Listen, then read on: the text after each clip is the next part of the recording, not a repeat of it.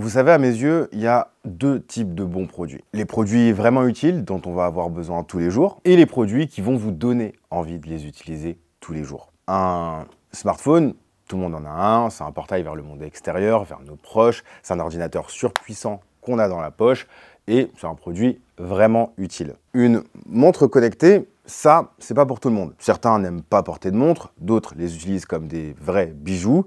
Il y en a, c'est des collectionneurs, montres de luxe ou pas. C'est donc pour moi un produit qui va devoir donner envie de l'utiliser tous les jours. Et moi, je fais partie des gens qui utilisent une montre connectée. Ça fait maintenant presque 10 ans. Mon premier modèle, c'était un modèle de chez Samsung, la Gear S3 classique, et je suis tombé amoureux de ce type de produit. Je paye avec ma montre, je consulte et réponds à mes messages avec, je passe des appels, je contrôle ma musique, en 2 clics, je peux retrouver mon smartphone, je peux lancer des Shazam, elle analyse mon cœur, elle compte mes pas, mes calories, etc. Bref, c'est un produit que j'utilise quotidiennement. C'est simple. Quand je ne l'ai pas sur moi, j'ai l'impression d'être tout nu. Donc, je fais toujours en sorte de ne jamais l'oublier. Donc, évidemment, si tu commences à me teaser une petite bague en titane, jolie, passe-partout et connectée, mes attentes, elles sont là. Et franchement, sur le papier, c'est stylé. La Galaxy Ring, c'est une bague connectée conçue pour suivre et surveiller sa santé et son bien-être au quotidien. Elle suit diverses métriques comme la fréquence cardiaque, le sommeil, l'activité physique ou encore le stress. Et c'est un pur produit écosystème Samsung qui va fonctionner parfaitement avec les téléphones Samsung et l'application Samsung Health. Par conséquent, grâce à ses capteurs avancés et son intégration dans cet écosystème, elle fournit des données précises et des analyses personnalisées avec Galaxy AI pour nous aider à améliorer notre mode de vie et atteindre nos objectifs de santé. C'est un bout de plastique et de titane super léger et super discret. Elle fait 7 mm de largeur et 2 mm d'épaisseur. Elle est résistante à l'eau et à la poussière et elle est disponible en 9 tailles différentes pour convenir au maximum de personnes possible. Personnellement, j'ai pris la taille 10 qui me convient parfaitement. Combinée à mes autres bagues, elle se fait facilement oublier et franchement, je peux dire les termes, elle passe crème. Son autonomie, elle est de 7 jours, donc il n'y a pas besoin de la mettre à charger tous les jours. Et contrairement à la Galaxy Watch Ultra que je testais en parallèle, c'est un produit minuscule et donc pour dormir avec, c'est super pratique, notamment pour l'analyse du sommeil. Si jamais vous tombez en rate de batterie, et ça m'est déjà arrivé puisque c'est plus du tout un réflexe de charger son produit tous les soirs, eh bien sachez qu'il y a une petite boîte de rangement qui possède son propre accumulateur. Donc à l'instar de vos écouteurs sans fil et de votre boîte de rangement, vous pourrez ranger la Galaxy Ring dans cette boîte. Attention, il y a un sens, il faut aligner la petite ligne avec l'encoche de la bague et il y a également un sens pour la mettre. Les capteurs doivent être en contact avec l'intérieur de votre main et donc cette petite encoche, cette petite ligne permet de vous faire savoir que votre bague est placée dans le bon sens. Dans tous les cas, de l'autre côté de la bague, il n'y a pas de capteur, donc vous aurez très vite compris le truc. Vraiment, c'est un super produit si vous n'aimez pas les montres connectées, mais que vous aimez les bagues et que vous voulez suivre votre nombre de pas, quelques activités physiques, votre rythme cardiaque, votre stress, votre sommeil. Mais ça s'arrête là. Et c'est là que j'ai un problème avec la Galaxy Ring. Je l'ai portée tous les jours pendant 2 semaines. Et si je l'ai eu gratuitement pour ce test, je sais que j'aurais pas dépensé 450 € dans un produit qui me donne pas envie de l'utiliser tous les jours. Autrement dit, j'aime beaucoup ce produit, mais si demain je l'ai plus, ça va pas me manquer. Au début de cette vidéo, je vous parlais des 2 types de bons produits, ceux dont on a vraiment besoin tous les jours et ceux qui nous donnent envie de les utiliser tous les jours.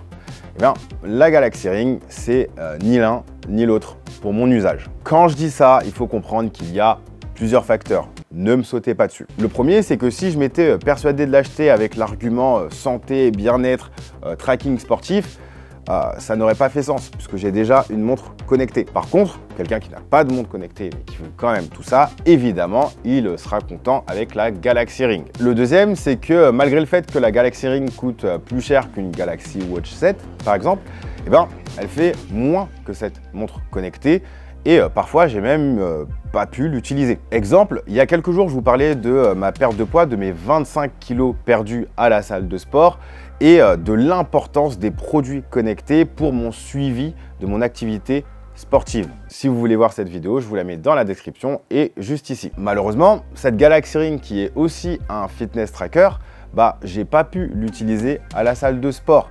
Il m'a pas fallu 30 secondes pour l'abîmer avec une haltère et avoir des grosses rayures. D'ailleurs, Samsung déconseille d'utiliser la Galaxy Ring à la salle de sport. Donc, même pour une grosse partie de mon suivi bien-être, la salle de sport, ben, je peux pas l'utiliser. Le troisième point, et c'est sans doute le plus compliqué à concevoir, eh bien, c'est parce qu'elle se fait oublier, parce que je ne peux pas interagir avec, qu'elle ne me manquera pas. Elle n'a pas d'écran, donc forcément, toutes les données collectées, je vais devoir aller les consulter directement sur mon téléphone. Il faut que j'y pense. Et en soi, qu'elle n'ait pas d'écran, c'est pas un souci en soi.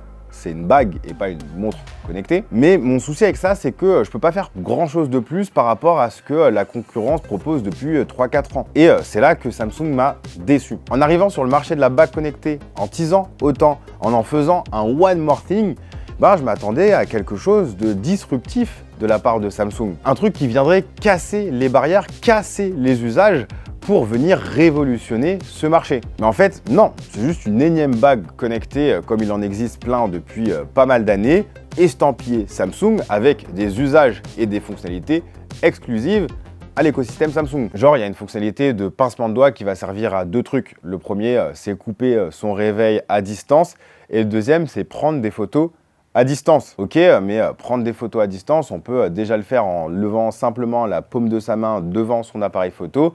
Donc, il n'y a pas besoin de bague connectée pour ça. Enfin, si j'étais Samsung, voici ce que serait la Galaxy Ring. Tout l'aspect santé, je l'aurais gardé. Encore une fois, c'est un bon positionnement. Et si ça peut aider des gens qui ont une aversion contre les montres connectées à suivre leur bien-être, leur santé, leur activité physique, bah c'est une bonne chose. Pour ma part, j'aurais ajouté en plus un système de vibration qui pourrait servir de réveil, mais aussi de GPS. On peut très bien imaginer une vibration sur la droite pour tourner à droite et une vibration sur la gauche pour tourner à gauche. J'aurais aussi ajouté une puce ultra wideband pour le GPS, mais aussi pour nous aider à la localiser précisément, à la manière des AirTags d'Apple ou des Smart Tags de Samsung. J'aurais aussi ajouté une puce NFC à l'intérieur et pourquoi pas un capteur d'empreinte sur le côté pour servir de carte bancaire ou de titre de transport. Ça aurait été ultra pratique, ça pour moi.